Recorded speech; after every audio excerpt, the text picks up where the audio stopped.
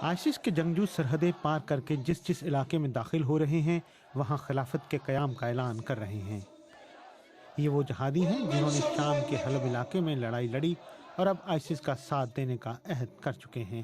یہ آئسس کی جانب سے شائع کردہ ویڈیو ہے۔ اس ویڈیو میں دعویٰ کیا گیا ہے کہ وہ برطانیہ اور فرانس کی جانب سے تقریباً 1 صدی قبل مشرقی وسطیٰ میں سرحدوں کے قیام سے متعلق معاہدے کو ہمیشہ کے لیے ختم کر دیں گے۔ شام کی جنگ نے عراق میں جاری کشیدگی کو تقویت دی ہے۔ وہاں کی جنگ میں شریک بعض شیعہ جنگجو آئسس کے خلاف لڑائی لڑنے بغداد آ گئے ہیں۔ عراق میں فرقہ وارانہ کشیدگی سر چڑھ کر بول رہی ہے۔ اسی دوران عراق کے کرد خطے کے ایک اہم رہنما مسعود بارزانی نے کہا ہے کہ عراق پہلے ہی تقسیم ہو چکا ہے۔ کردستان کی آزادی کا فیصلہ میں نہیں بلکہ کرد عوام کریں گے۔ ہم اپنے علاقے میں آزاد ملک سے متعلق ریفرینڈم کریں گے۔ سنی باغیوں کے حملے کے نتیجے میں عراقی افواج شمالی شہروں کو خالی کرا چکی ہے۔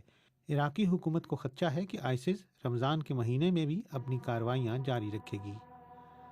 آنے والے دنوں میں عراقی پارلیمان کو نہ صرف اپنے رہنما کا انتخاب کرنا ہے بلکہ ایسا قومی منصوبہ بھی بنانا ہے جس سے عراق کو منقسم ہونے سے بچایا جا سکے۔ عارف شمیم، BBC نیوز۔